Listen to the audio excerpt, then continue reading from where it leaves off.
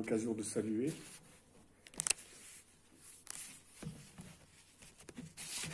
Alors, c'est toujours avec beaucoup de plaisir que de partager un temps ensemble. Alors, pour ceux qui savent, qui suivent un petit peu les messages tout au long de ces semaines, j'avais vraiment envie de faire un message au sujet des héros de la foi. Parce que je crois que nous vivons une époque, et c'est intéressant d'avoir quelqu'un sur qui on peut s'identifier, une personne qui est comme nous, en fait, avec des problèmes comme nous, avec des soucis comme nous, et de pouvoir s'identifier, s'identifier à quelqu'un qui a exactement les mêmes faiblesses que nous, c'est intéressant. Mais pour aussi être dans le sujet de la réunion que nous avons eue vendredi dernier, sur le sujet des anciens, des pasteurs, qui sont-ils, que font-ils, leurs responsabilités dans l'assemblée, eh bien je me suis dit, ça a été assez rapide, j'ai envie de dire, de trouver quelqu'un auquel on peut s'identifier comme berger. C'est David, deux personnes, David, que l'on retrouve dans le livre de Hébreux 11, verset 37. Son nom est mentionné, on comprendra pourquoi son nom est mentionné, et Pierre. Une personne de l'Ancien Testament, une personne du Nouveau Testament. Alors, quand on réfléchit un instant à cela, quand on réfléchit à David, déjà, imaginons qu'à un instant, David s'est levé un matin et il ne s'imaginait pas que sa vie allait prendre un tournant complètement différent. Que de berger qu'il était, alors il était jeune David, il devait avoir 16, 17, 18 ans comme ça, il allait se retrouver en plein milieu d'un champ de bataille. Et pas n'importe quel champ de bataille. Premier défi, le géant Goliath.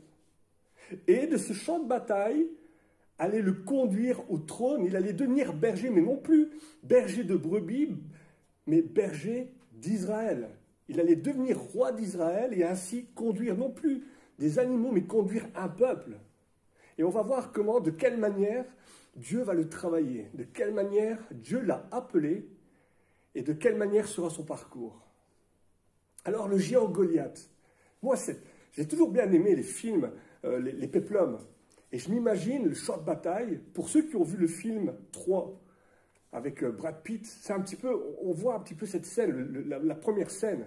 On voit les deux grandes armées face à face. J'imagine les bruits de tambour, j'imagine les boucliers vous savez, un petit peu là, on tape sur les boucliers, ça fait un boucan pas possible, une angoisse pas possible. Et on voit ce géant arriver, son épée, son bouclier. Et côté Israël, personne. Ah, on peut comprendre. Je ne suis pas sûr que je me serais approché. Je ne serais pas sûr que j'aurais fait ce premier pas, le pas de la foi. Et il y a un petit gamin qui sort. Lui, il n'a jamais tenu un bouclier de sa vie. Il n'a jamais tenu une épée de sa vie. Les seules armes qu'il avait dans son histoire, c'est peut-être un bâton, le bâton du berger, et peut-être sa fronde. Il n'a jamais combattu de vaillants guerriers, mais il a chassé des loups pour protéger son troupeau. C'est le premier devoir du pasteur, je crois, protéger le troupeau. Et son bâton pour le guider le troupeau. Et on sait de quelle manière il va vaincre ce géant. De quelle manière il va gagner ce combat. Et c'est vrai que dans nos vies, il y a des géants qui se dressent. Et un peu dans toutes les strates de notre vie, il y a des géants qui se dressent. Des géants au niveau de notre santé, des géants au niveau du travail peut-être, de la famille. Et ces géants, si on réfléchit un instant, si je pense que par la force, je peux vaincre les géants de ma vie, eh bien, comme dirait mon coiffeur, c'est peine perdue. Mais par contre, si je fais confiance à Dieu, non pas sur ma propre force, mais par la puissance de son esprit. Comme dira même l'apôtre Paul, c'est dans ma faiblesse que je suis fort. Parce que Dieu utilise des gens non qualifiés et tout au long de leur vie, il va les qualifier comme ça, pour les amener à destination. Eh bien, les géants, on peut les renverser. Dieu peut nous donner les mêmes armes qu'il a données à David pour nous qualifier, pour faire tomber les géants de notre vie. Alors David va remporter ce combat, il va remporter d'autres combats. Et il va aller sur le trône d'Israël.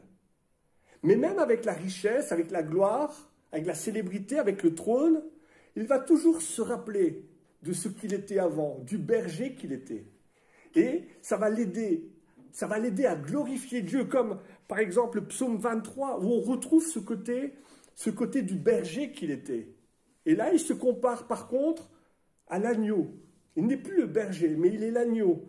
Le Seigneur est mon berger, je ne manquerai de rien. Il me conduit dans le vert pâturage, il me dirige dans les eaux tranquilles, paisibles.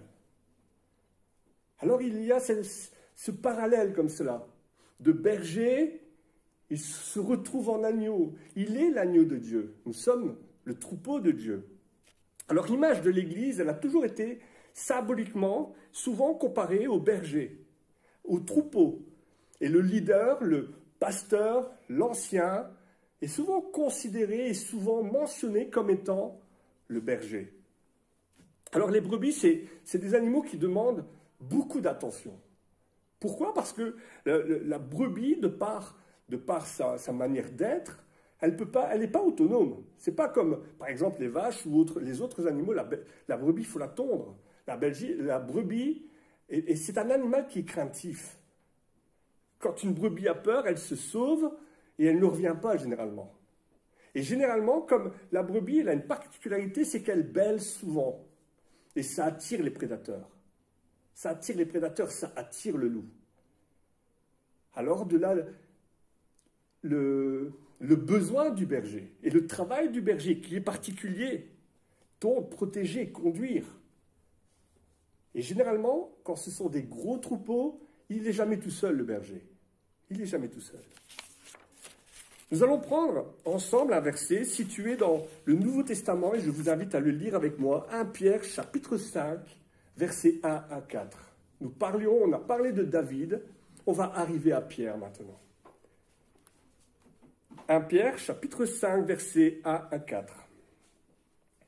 Je m'adresse, donc Pierre s'adresse. Je m'adresse maintenant à ceux qui, parmi vous, sont anciens de l'Église.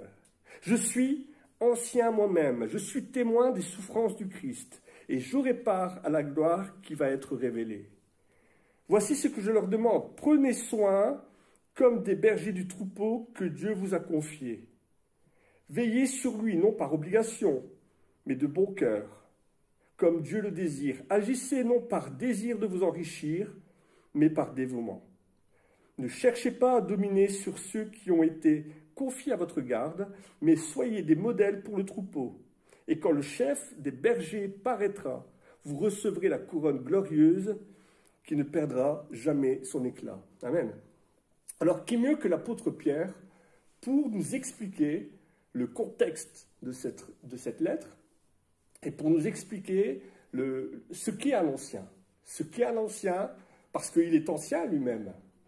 Et quel est le bon pasteur? Lui qui a reçu de Jésus son mandat pastoral. Et de quelle manière? On connaît tous ce verset, la manière avec laquelle Jésus va lui donner ce rôle, va lui donner ce mandat pastoral. Fils de Jonas, m'aimes-tu, lui dira Jésus. Et lui va répondre, mais bien sûr que je t'aime, Jésus, bien sûr que je t'aime. Paie mes brebis. Occupe-toi de mes brebis. C'est cela que ça veut dire. Alors, Jésus lui dira une deuxième fois, fils de Jonas, Simon, m'aimes-tu? Mais Jésus, bien sûr que je t'aime, je viens te le dire. Paie mes brebis. Une troisième fois, fils de Jonas, m'aimes-tu, Simon?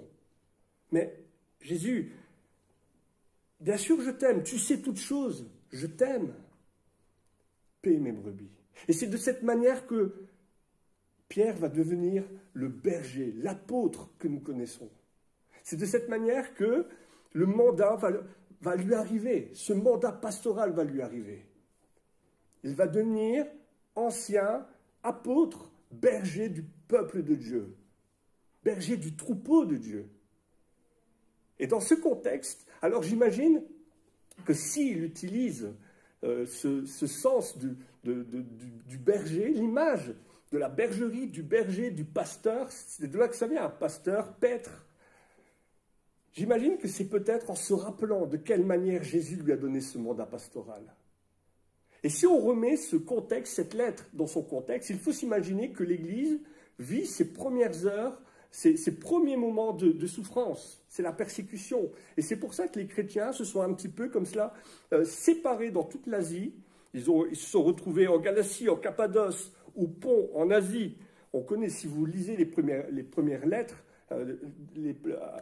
au chapitre 1, vous voyez dans les différentes directions que l'Église a explosé, les différentes églises se sont retrouvées dispersées, et il s'adresse aux anciens en leur disant, voilà, vous êtes responsables du troupeau de Dieu, vous avez une responsabilité maintenant.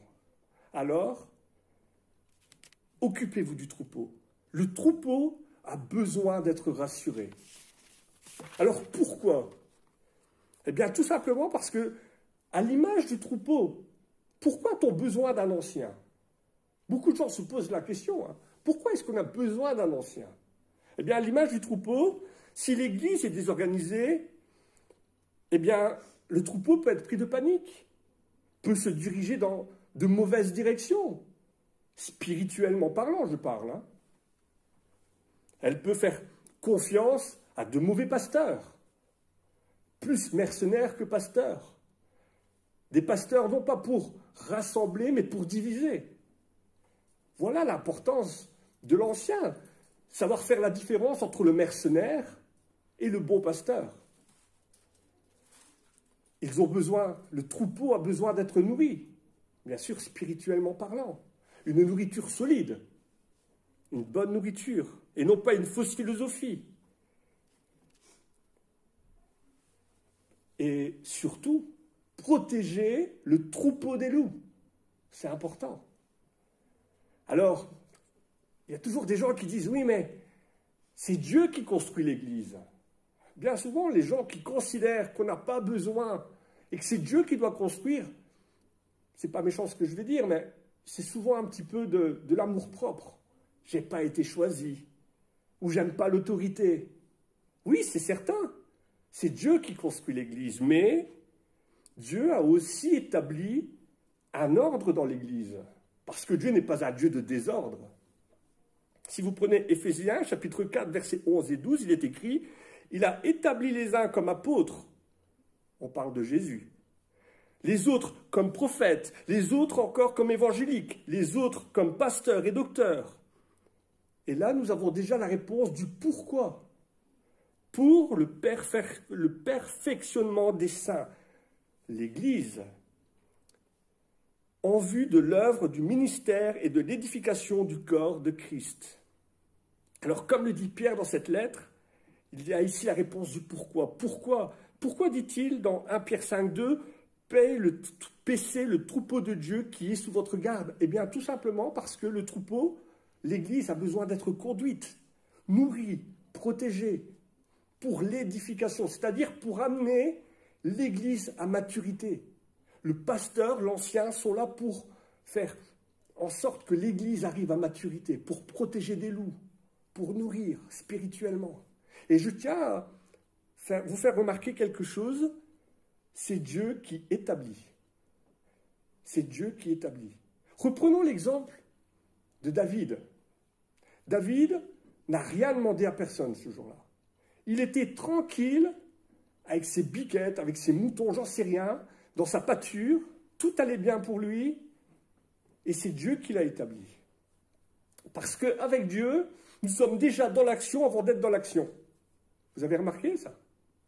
C'est Dieu qui établit, et lorsque Dieu pose une bénédiction sur quelqu'un, quel que soit son ministère, vous êtes déjà dans l'action avant d'être dans l'action. Et Samuel n'a fait que reconnaître quelque chose qui existait déjà. Dieu a dit à David, tu seras roi. David était déjà roi. Il avait 18 ans, il n'était pas qualifié, il n'avait rien du tout, hein.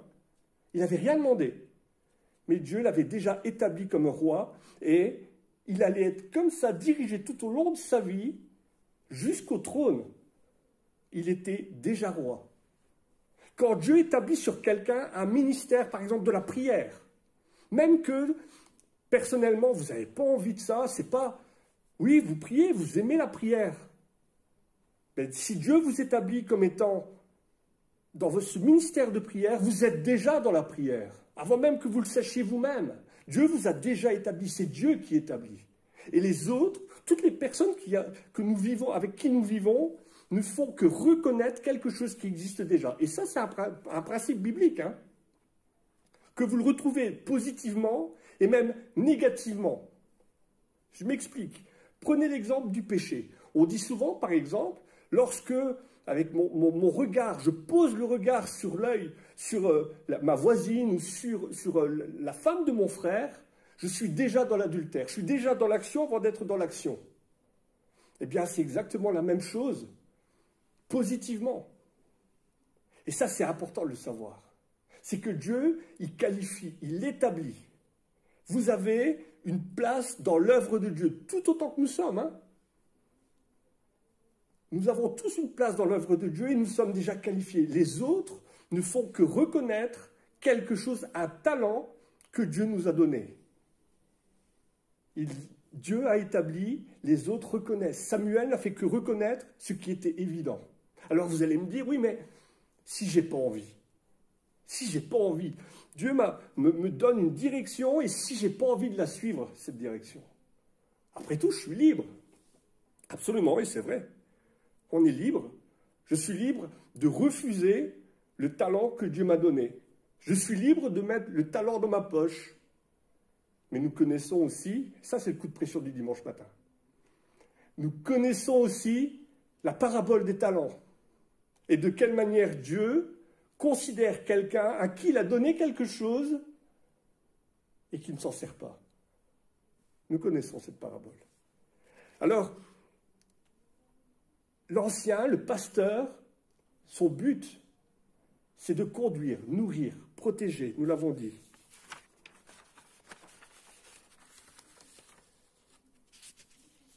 Et je tiens à vous faire remarquer aussi quelque chose, c'est que Pierre s'adresse aux anciens, au pluriel. À aucun moment, dans la parole de Dieu, le terme « ancien » n'est au singulier. Sauf si, comme nous venons de le lire, c'est Pierre qui le dit, « Moi, je suis ancien moi-même », donc il est au singulier, il parle de lui, mais il s'adresse aux anciens au pluriel, des églises. Alors pourquoi, après tout ? Pourquoi faut-il plusieurs anciens? Pourquoi? Eh bien, on va peut-être prendre l'exemple d'un plat. Beaucoup d'entre vous, vous aimez la cuisine, on cuisine, on aime aussi manger, surtout. L'image d'un plat cuisiné. Imaginez que vous n'ayez à votre disposition qu'une seule épice ou qu'un seul condiment. Ben, si vous mettez trop de sel, c'est immangeable. Si vous mettez trop de piquant, ça sera immangeable aussi. Si c'est trop sucré, ce sera écœurant. Et si vous n'en mettez pas assez, c'est fade. Ce qui fait la richesse d'un plat, ce qui fait le fait que le plat soit succulent, c'est la diversité. C'est le mélange des arômes, des épices. C'est l'équilibre qu'il y a. De façon à ce qu'on puisse on n'arrive même plus à retrouver les épices individuellement. Tout est tellement harmonieux, tout est tellement bien marié que, en fin de compte, le plat est délicieux. Eh bien, c'est la même chose pour l'Église. C'est la même chose pour l'Église au niveau des anciens. Plusieurs personnes qui se mettent en accord, en harmonie, pour faire en sorte que chacun, avec ses talents, avec ses dons, on puisse faire avancer comme cela, d'une seule et même personne, un seul et même corps. Nous sommes plusieurs, nous formons un seul corps en Christ, et tous nous sommes membres les uns des autres. Mais c'est pareil aussi pour n'importe quel ministère. Nous sommes une multitude, avec une multitude de dons, une multitude de talents. Et nous le mettons pour aller dans la même direction. Vous imaginez? Comme une barque. Qui a déjà fait de la barque? Imaginez si une barque a plusieurs rames. Pas une galère. Si l'Église était une galère, ce serait compliqué. Non, une barque, avec Jésus avec nous. Et on rame tous dans la même direction. Mais imaginez que certaines personnes ne rament pas. Vous avez déjà été sur un bateau et vous ramez du même côté. Qu'est-ce qui se passe? On tourne en rond. Ça ne fonctionne pas. Il faut une harmonie. C'est comme pour la musique, il faut une harmonie. Il faut que tous les instruments se mettent ensemble pour faire quelque chose de mélodieux. Eh bien, l'Église, c'est ça. Un équilibre, un mélange, un partage, c'est une richesse. C'est aussi pour le partage des tâches. On est quand même plus fort ensemble pour porter une charge que le porter tout seul. 100 kilos tout seul, c'est lourd, hein? Si on est deux, ça fait plus que 50 kilos chacun. On est aussi plus fort pour protéger le troupeau. Dieu, en sa sagesse, Dieu l'a voulu comme ça, et reconnaissons-le, c'est bien comme ça. Arrêtons un instant déjà aussi, juste sur le début de cette phrase de Pierre. Paissez le troupeau de Dieu qui est sous votre garde. Et mesurons un instant, arrêtons-nous juste sur cette phrase, le début, n'allons même pas plus loin, et mesurons la responsabilité liée à cette exhortation, parce que c'est une exhortation. Pierre exhorte les anciens, il leur dit, mais paissez le troupeau de Dieu. Il exhorte, soyez à côté, soyez proches d'eux, occupez-vous-en bien. C'est important. Mesurons le poids de cette phrase. Paissez le troupeau de Dieu qui est sous votre responsabilité. Le responsabilité par rapport à la charge. Il ne s'agit pas de n'importe quel troupeau. David n'était pas le roi de n'importe quelle tribu de la terre. Il était roi de la tribu d'Israël, le peuple de Dieu. Vous imaginez la responsabilité? Quand on sait que le niveau est élevé, hein? Peuple de Dieu. L'ancien, le pasteur, n'a pas à charge n'importe quelle association.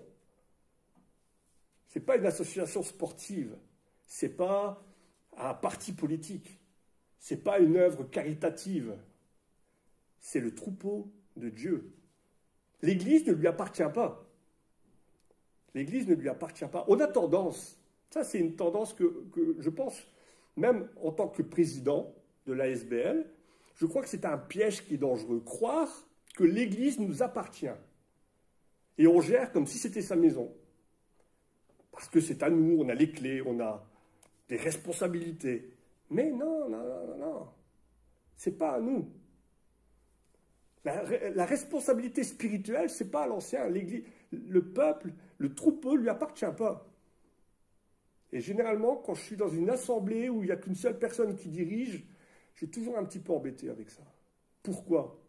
Parce que c'est Jésus qui a racheté le troupeau. Le troupeau, il appartient à Jésus. Il a racheté ce troupeau chèrement, non pas avec de l'or, avec de l'argent, mais il l'a racheté avec son sang. Le peuple de Dieu appartient à Jésus. Il est le chef de l'Église. Et nous sommes l'ancien, toutes les personnes qui ont à charge l'Église ne sont que des intendants, avec une lourde charge. Et c'est pour ça que l'Église, elle est précieuse pour Jésus. C'est pour ça que l'Église, elle est précieuse pour Dieu, parce que c'est son troupeau. Et dans ce sens, on ne fait pas n'importe quoi. On ne dit pas n'importe quoi. Ce que l'on peut dire coûte cher.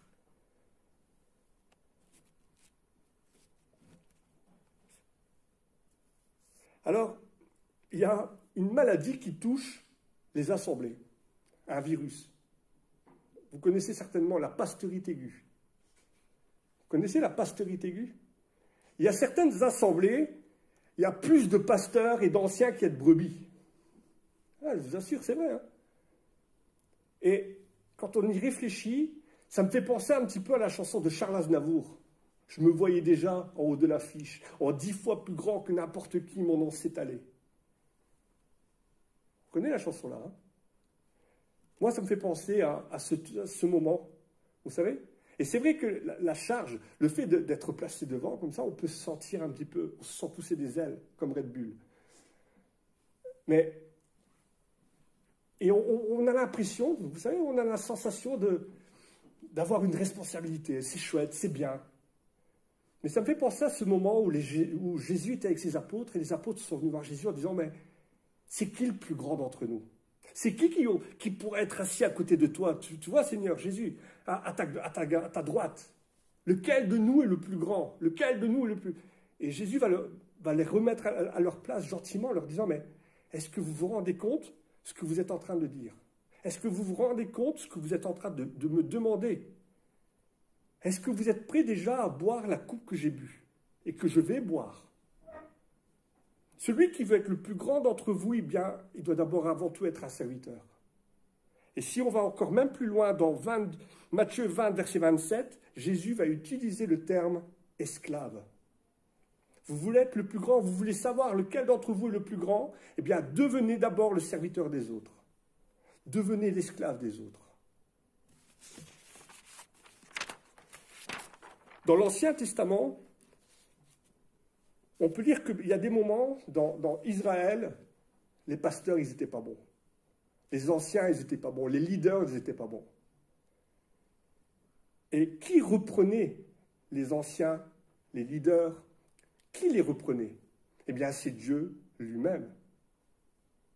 C'est bien de vouloir siéger une place, mais lorsque quelque chose ne va pas, c'est Dieu qui reprend.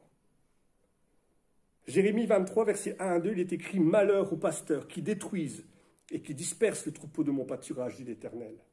C'est pourquoi, ainsi parle l'Éternel, le Dieu d'Israël, sur les pasteurs qui paissent mon troupeau. Vous avez dispersé mes brebis, vous les avez chassées, vous n'en avez pas pris soin. Voici, je vous châtierai à cause de la méchanceté de vos actions, dit l'Éternel. » Dieu doit être pris au sérieux. Ce que l'on dit coûte cher. On ne fait pas n'importe quoi. Le péché dans l'Église et sur l'Église, c'est quelque chose de grave. L'Église a de la valeur et nous savons pourquoi maintenant l'Église a de la valeur pour Dieu. Alors c'est un petit témoignage et je le dis avec beaucoup d'humilité. Je vais prendre mon témoignage parce que je ne connais que moi, forcément je ne vais pas parler pour quelqu'un d'autre. Mais en tant qu'orateur, alors moi je ne suis pas en train de noircir le tableau. On aime. Et je pense que tous ceux et celles qui ont un ministère de parole, en tout cas, on aime faire ça. On aime préparer un message. On aime l'apporter aux gens. Mais on a vraiment peur de dire n'importe quoi. Est-ce que ce que je vais dire aujourd'hui, est-ce que je suis dans la pensée de Dieu? Est-ce que je dis ce que les gens ont envie d'entendre?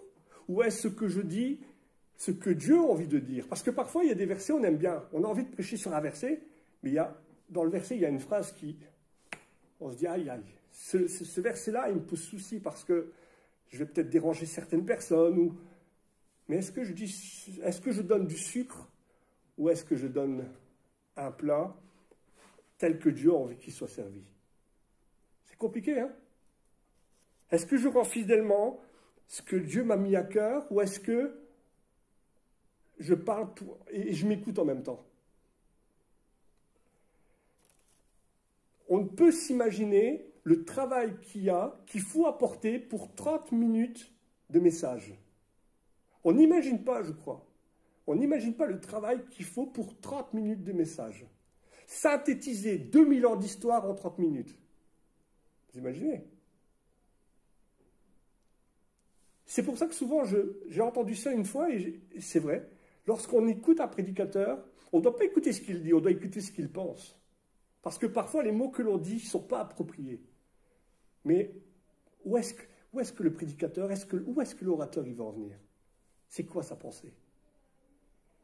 Jacques donne quelque chose qui est important dans Jacques 3.1. Il rappelle à ceux qui enseignent, parce que beaucoup enseignent et beaucoup veulent enseigner.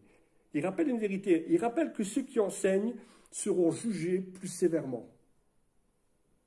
Alors Jacques ne cherche pas à décourager, parce que le but, ce n'est pas de décourager, loin de là. Parce qu'il y a vraiment du plaisir. Et je crois que quand on se pose la question, quel que soit le ministère, quand on se pose la question, c'est quoi mon ministère? Eh bien déjà le bonheur. Si vous aimez quelque chose, c'est déjà un bon signe. Quand j'ai envie de faire quelque chose et que je suis bien dans ce que je fais, eh bien c'est déjà bon signe wow, c'est peut-être mon ministère en fin de compte. Donc il y a vraiment du plaisir à porter la parole de Dieu, mais toujours en gardant en fait qu'il faut s'examiner quand même. Il faut s'examiner. Alors Jacques ne recherche pas à décourager, mais il appelle aux ambitieux que voilà, il y a des exigences divines à respecter. Alors, oui, le pasteur, l'ancien, ont des comptes à rendre devant Dieu. Ils ont des responsabilités. Mais le troupeau a aussi des responsabilités.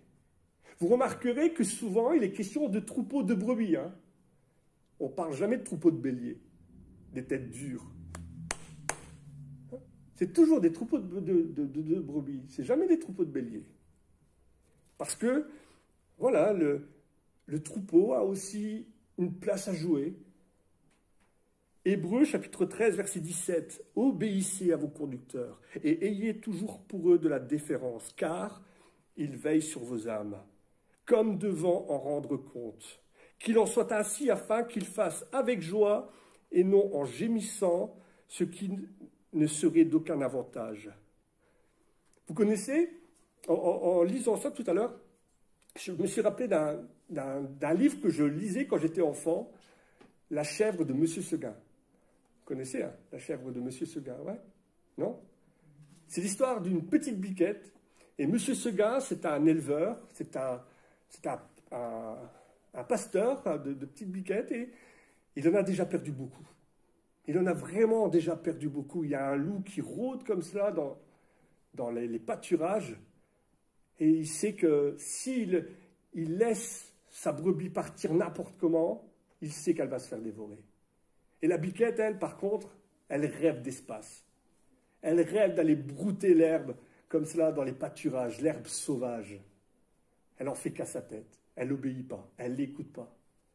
Et au final, un jour, elle va réussir à sauver. Elle ne va pas écouter. Et on sait comment ça se termine. Hein? Elle va se faire manger, elle va se faire croquer par le loup.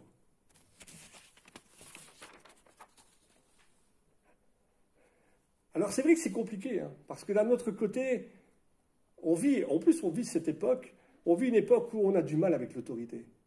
C'est pas évident, hein, après tout. On est libre.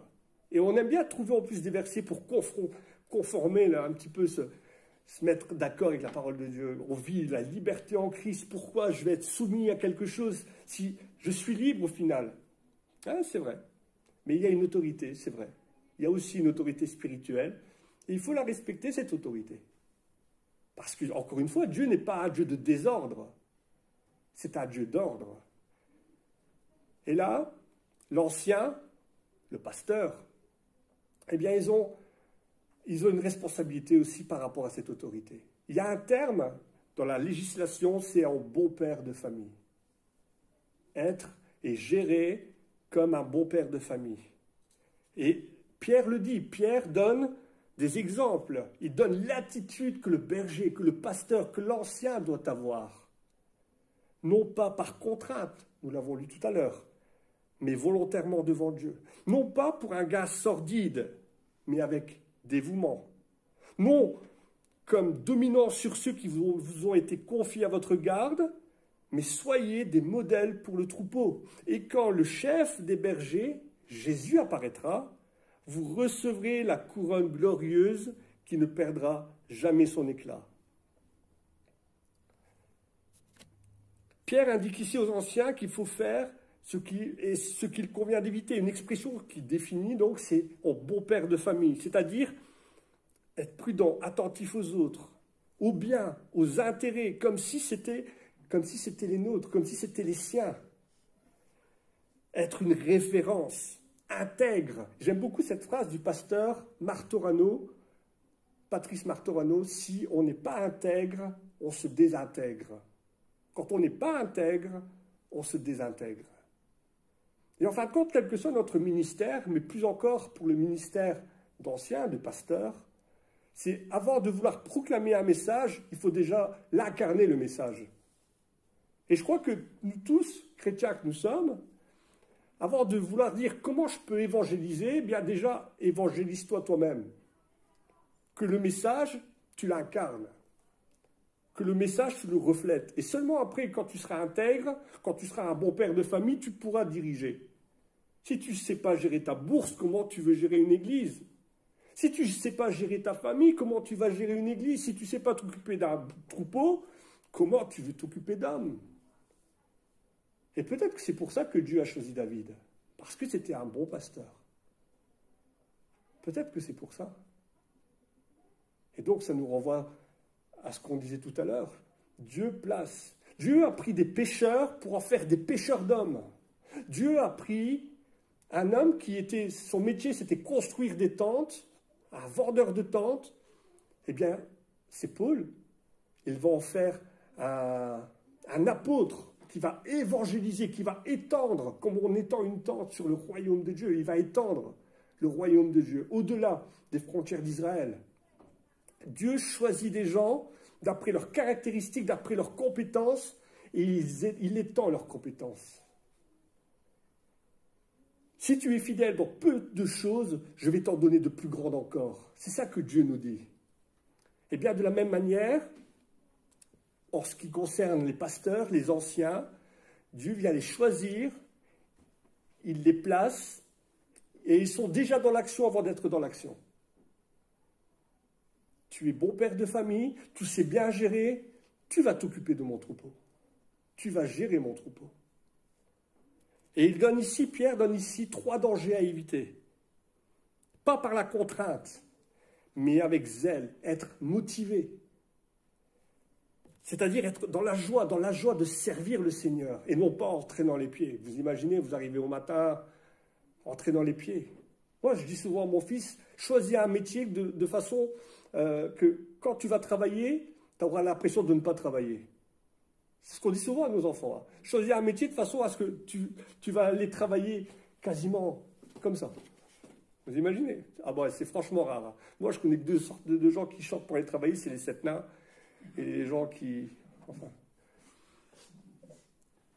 Mais voilà, on a un ministère, quel que soit le ministère, on le fait avec zèle, avec bonheur, parce que voilà, on a envie de servir le Seigneur. Alors voilà, ce que je vais faire, je ne vais pas le faire par la contrainte. Surtout pas. Le deuxième danger, c'est pas par argent, pas pour l'argent, ni pour les honneurs. Ah, il y en a qui se servent de l'Église pour s'enrichir. C'est vrai. Ça existe. Et c'est ce qui fait la différence entre le pasteur et le mercenaire. Le pasteur le fait par plaisir, parce qu'il aime son métier, parce qu'il a envie de s'occuper. Il a envie de s'occuper de sa communauté. Il est fait pour s'occuper. Le mercenaire le fait pour l'argent. C'est vrai, ça existe. Pas pour le plaisir, mais donner de manière désintéressée. Ça, c'est aussi pour tout chrétien confondu. Hein. Ce que la main droite, elle donne, la main gauche, elle ne doit même pas le savoir. C'est connu. Non en dominant le 3e danger, mais avec amour, respect, en étant un exemple pour le troupeau. Encore une fois, on revient à ce qu'on disait tout à l'heure. Comment je peux partager un message? Comment je peux évangéliser si moi-même je ne suis pas évangélisé? Comment je peux être inspirant si moi-même je ne suis pas inspiré? Là aussi, j'ai souvent pris cet exemple-là pendant le confinement. Ceux qui ont Facebook l'ont vu. Comme on avait du temps à ne plus savoir qu'en faire chez soi, beaucoup sont devenus des vendeurs sur Facebook. On a vu tout plein de gens qui vendaient, qui se sont mis à vendre, Tupperware, j'en passe, les meilleurs. Moi, j'en avais quelques-uns dans mes contacts. Rien qu'à les écouter, j'avais envie d'acheter des Tupperware. Et pourtant, mes armoires, vous les ouvrez, ça tombe. Mais ils sont tellement... Leur façon de parler, leur façon d'apporter le truc, leur façon... C'était mal fichu. La vidéo était mal fichue. Hein. Franchement, c'est vrai. Mais rien qu'à les écouter, on avait envie de les acheter, leurs Tupperware. Et c'est ça, en fait. À partir du moment où le message que j'aime, il me donne envie de partager, ah ben, j'ai envie de le partager. Je suis motivé pour le partager. Je ne le fais pas par contrainte. Je ne le fais pas par l'argent. Je le fais parce que j'aime le faire. Non pas en dominant, mais avec respect, en étant un exemple. Alors la tâche, lorsqu'on réfléchit à cela, ça peut faire peur. Ça peut être impressionnant, se dire ouf. Mais au retour de Christ, la récompense sera grande pour ceux et seuls, tout confondu, tout ministère confondu. La tâche et la récompense sera grande pour tous ceux qui seront restés fidèles. C'est comme dans la parabole qu'on parlait tout à l'heure, la parabole des talents. Tu as été fidèle, bon et fidèle serviteur. je vais t'en donner de grandes choses. Le maître ne récompense pas le serviteur parce qu'il a fait fructifier le talent qui lui a été donné, mais juste parce qu'il a été fidèle. On ne nous demande pas de la rentabilité, on nous demande d'être fidèle. Quel que soit le ministère, mais plus encore, vu que le thème d'aujourd'hui, c'est le ministère d'anciens, de pasteurs, l'important, c'est quoi? C'est d'être retrouvé fidèle le jour où le chef des bergers reviendra. Et que même, en fait, le berger, il est lui-même brebis du chef du berger. Vous m'avez suivi? C'est compliqué, ça. Nous faisons tous partie du troupeau de Dieu. Nous sommes tous dans la même barque. J'allais dire galère, encore un peu, je me suis retenu. Nous sommes tous dans la même barque et Jésus est avec nous dans la barque. Et il attend qu'il y ait des rameurs. Il y a des places de libre. Il attend juste que certaines personnes prennent la décision de ramer aussi. Luc 10, verset 2, la moisson est grande. Il y a peu d'ouvriers. Prions que le maître de la moisson envoie des ouvriers dans sa moisson. C'est vrai qu'on en a discuté vendredi. Plus beaucoup de pasteurs. Nous sommes une petite église. On ne sait pas ce que Dieu a décidé. Peut-être un jour est-ce qu'on aura peut-être un pasteur? Peut-être. Il faut prier pour ça. Il faut prier pour nos églises. Il faut prier pour nos leaders aussi. Pour ceux et celles qui ont la charge de l'église.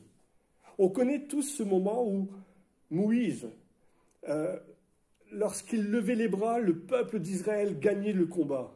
Vous vous rappelez ce passage? Et lorsqu'il baissait les bras, le peuple perdait son combat. Et Moïse a été aidé par 2 personnes qui lui ont aidé à maintenir les bras levés. Et c'est ça en fait, prier pour ceux et celles qui ont la charge de l'Église. Prier pour ceux et celles. On n'est pas tous appelés à être pasteurs, on n'est pas tous appelés à être anciens, on n'est pas tous appelés à être docteurs, on n'est pas tous appelés à être apôtres, mais on a tous un ministère. Et chacun avec des dons, avec des talents différents. La seule chose qu'on a tous en commun, quel que soit notre âge, c'est la prière. On peut tous prier. Oh, on n'a pas le temps de prier, mais tu as forcément du temps pour prier. Qui n'a pas bien dormi cette nuit? Forcément, vous aviez du temps pour prier. C'est vrai, hein? Alors que vraiment, à travers ce message, nous puissions mieux comprendre non seulement le ministère et ce que représente la charge que représente une église pour ceux et celles qui en ont la charge, mais aussi que nous puissions aussi avoir ça en sujet de prière, prier pour ceux et celles qui apportent les messages, qui portent l'église, qui conduit. Et que vraiment le maître de la moisson puisse donner des ouvriers à nos églises. À lui soit la gloire. Seigneur, nous voulons te louer, te bénir, te rendre grâce et te remercier, Seigneur, pour l'Église. L'Église qui n'est certes pas parfaite parce que nous-mêmes, nous ne sommes pas parfaits, Seigneur, mais nous savons que le jour de ton retour, telle l'épouse, elle sera purifiée, et elle est purifiée. L'Esprit et l'épouse disent, viens, Seigneur. Et entre-temps, tu nous demandes d'être fidèles à la tâche que tu nous as donnée à chacun. Alors, Seigneur, aide-nous dans notre tâche, quel que soit notre ministère. Je veux te prier, Seigneur, pour ceux et celles qui ont à charge ton Église, que tu puisses les bénir, les garder, les aider, Seigneur, les protéger des attaques de l'adversaire. Parce que nous savons, Seigneur, que ça ne plaît pas. Mais nous savons aussi que, non pas par nos forces, mais par la puissance de ton esprit, nous sommes déjà plus que vainqueurs. Que tout ce qui soit fait, Seigneur, soit fait pour ta gloire et ta gloire seule. Amen.